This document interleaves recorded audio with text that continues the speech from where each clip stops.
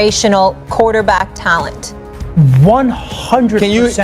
Can you define to me what that means? Well, generational talent would be that you have physical attributes that are rare and unique. And Arch Manning 1000% has that. And it's not a conversation. Wow. When did 6'4", 225 pounds, 4'5", 4'6" in the 40? None of those things. 100%. He's 100% 6'4", 220 plus pounds, and is like 4'5", 4'6" in the 40. Got clocked at 21 miles an hour on GPS. When did that not become at the quarterback spot generational physical ability, let alone elite, rare bloodlines when it comes to the quarterback position? That's generational. That doesn't mean that he's going to become a Hall of Famer, but that's generational talent. Don't skip a single second of this video. And if this story touches your heart, give it a like, subscribe to the channel, and let us know in the comments. Where are you watching from? Let's begin. Let's be real. We've all seen bad takes on ESPN before. We've all heard analysts stretch a narrative so far it feels like they're watching a different game than the rest of us. But what happened between Ryan Clark and Dan Orlovsky? That wasn't just another segment. That was a breaking point. That was a moment fans like us had been waiting on for years. Because for once, somebody on that set finally said what the rest of us have been screaming at our TVs. The way quarterbacks are judged in this league has been broken for a long time. When Ryan Clark looked across that table and shut Orlovsky down, it wasn't just about Arch Manning. It wasn't just about Shedeur Sanders. It was about the system, the bias, the double standards that have been baked into football conversations forever. You could feel it in the energy of that studio. It wasn't a debate anymore. It was a reckoning. And fans knew it instantly. This clip went viral not because Clark was funny, not because he dropped that little vest line, but because he pulled the curtain back on something that every fan with eyes already understood.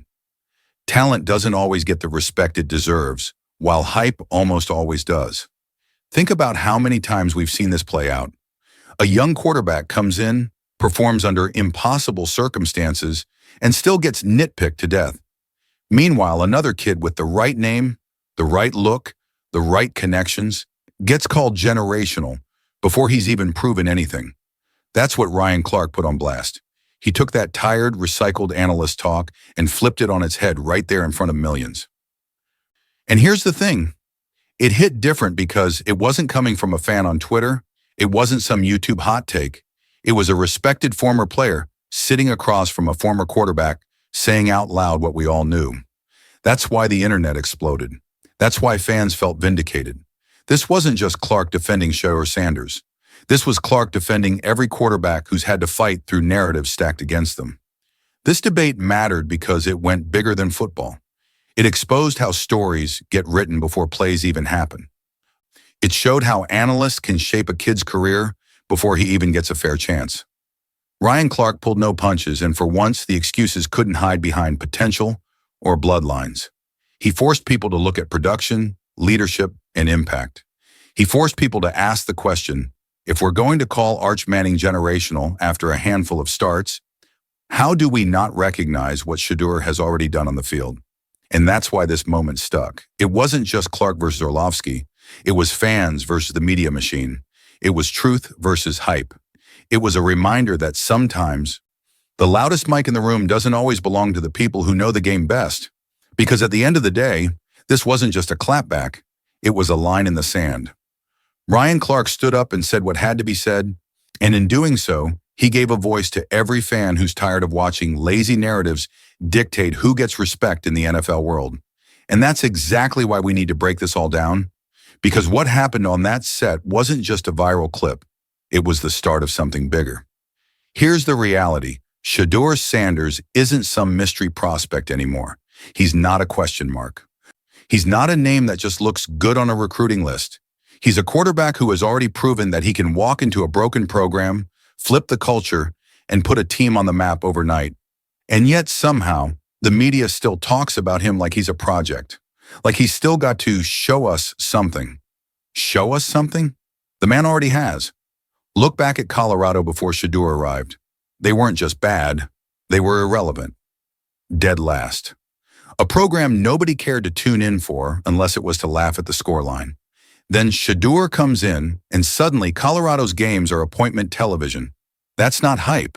That's not PR. That's results. That's what leadership looks like. He steps under center, and the entire country starts paying attention. And it's not just about the spotlight. Let's talk football. The poise in the pocket, the way he processes defenses, the accuracy under pressure. These aren't flashes. These are consistent traits you want in your franchise quarterback. When the line breaks down, when the protection fails, when everything around him collapses, Shedeur still finds ways to make plays. He's not perfect, but he's clutch. He's composed. That's what separates him from the noise. Fans see it. That's why they ride for him so hard. We've watched him put up numbers while carrying the weight of being Coach Prime's son, while facing defenses that throw everything at him, while hearing nonstop chatter about whether he's really NFL ready. And we know the answer. Yes, he is. But flip on ESPN, and what do you hear? Analysts nitpicking his tape, grading him harsher than quarterbacks with less production, acting like every mistake defines his ceiling. Meanwhile, Arch Manning can throw 3 passes and suddenly he's generational. You see the difference? That's the double standard Ryan Clark was talking about. And now it all circles back to this Lions game. This is the proving ground, the stage that will either force the critics to eat their words or fuel them with more excuses. Because Shedeur knows what's at stake. This isn't just another matchup on the schedule. This is the kind of game where narratives shift, where respect is earned in real time, where doubters have to either admit they were wrong or twist themselves into knots trying not to give credit. The way I see it, Shedeur doesn't just carry Colorado anymore. He carries the fight for fair evaluation. Every drive he leads, every throw he makes, it's not just about points on the board. It's about challenging the system that props up names instead of production. And that's why his standing right now feels so massive. He's more than a college quarterback with a famous dad. He's the guy forcing the entire football world to pay attention, whether they like it or not. And the Lions? They're about to feel that pressure firsthand, because when Shedeur steps on that field, he's not just playing for a win, he's playing to rewrite the conversation. And that, right there, is why this moment matters. You ever notice how the criticisms always sound different when it's about Shedeur Sanders? Every little detail becomes a flaw.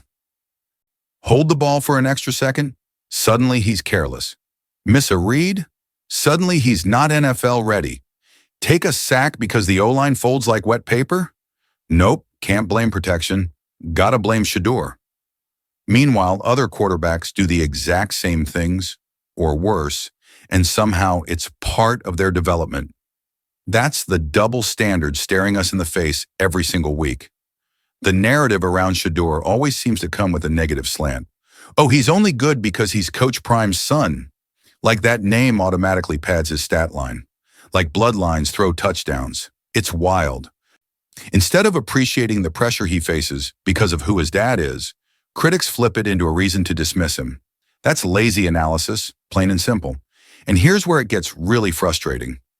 Guys like Dan Orlovsky, career backup quarterbacks who never did anything meaningful in the league, are the ones pushing these moving goalposts. One week it's, he's not facing enough elite defenses. The next week it's, well, the mechanics aren't consistent enough. There's always a new excuse to explain why Shedeur doesn't deserve the same respect that other guys get automatically. And fans see through it. We're not blind. We know when the media is stacking the deck against somebody. Let's compare it. Other quarterbacks get praised for intangibles even when their stats are garbage. They get praised for upside even when their tape is sloppy. We've seen it with Zach Wilson. We've seen it with Trey Lance. We've seen it with quarterbacks who are gifted opportunity after opportunity while producing less than Shedeur has in a single season. But when it's Shedeur, suddenly the bar gets set higher. Suddenly nothing he does is good enough. The truth is, these analysts protect their own narratives. And it's easier for a former quarterback like Orlovsky to latch on to a kid with a famous last name like Manning than it is to admit he might be wrong about someone like Shedeur. It's safer. It fits the system. But safe doesn't win football games, and it definitely doesn't win fan respect. And that's why fans connect so deeply with Shedeur's journey. because we can feel that bias. We can hear it in the commentary. We can see the difference in how the stories get written. And every time Shedeur steps on the field, he's not just playing the opponent, he's playing against the narrative too. That's why it matters when guys like Ryan Clark step in and shut the critics down. Because for once, someone on the inside is echoing what fans have known all along. The double standard is real, and it's time to call it what it is. And here's the kicker. Those critics, they're running out of excuses. Every throw, every win, every clutch moment chips away at their arguments. They can't keep moving the goalposts forever. And sooner or later, Shedeur is going to force them to admit the truth. Pressure. That word follows Shedeur Sanders everywhere he goes. From Jackson State to Colorado, from his first snap to his latest drive, the pressure has been there. Most quarterbacks crumble under it. Most quarterbacks beg for the spotlight until they realize how heavy it really is. But Shedeur, he embraces it. He thrives in it. And that's why he's built different. Think about his path. At Jackson State, he wasn't just good, he was dominant. He took a program that had been overlooked for decades and turned it into a powerhouse. He wasn't riding anyone else's momentum, he was creating it. Then he makes the move to Colorado. And what happens? Overnight, a program sitting at rock bottom is suddenly front page news. They weren't just competing, they were relevant, they were feared, they were selling out stadiums. That's not hype, that's transformation. And the engine behind it was Shedeur Sanders under center. And here's what I respect the most. None of it has been easy. Every single thing he's accomplished came with the microscope of being Coach Prime's son. Every mistake magnified, every success brushed off as, well, his dad's the coach. But Shedeur never let that break him. Instead, he turned it into fuel. You can see it in his composure. You can see it in the way he stares down defenses, calm as ice, even when the pocket is collapsing. That's not just talent. That's mental toughness at a level you can't teach. What separates him is the leadership. His teammates follow him not because of the name on his jersey, but because of the fire in his huddle. He commands respect. He earns it snap by snap, drive by drive. When the game is on the line, guys look at him and believe. And belief is contagious. It's why locker rooms rally around him. It's why fans buy in. It's why the media, no matter how hard they try, can't ignore him forever. And let's not forget the results. Fourth quarter comebacks. Precision throws into windows that barely exist. Big-time performances against teams that were supposed to steamroll Colorado. Every time the stage gets bigger, Shedeur finds another gear. That's what true quarterbacks do. They don't shrink, they rise.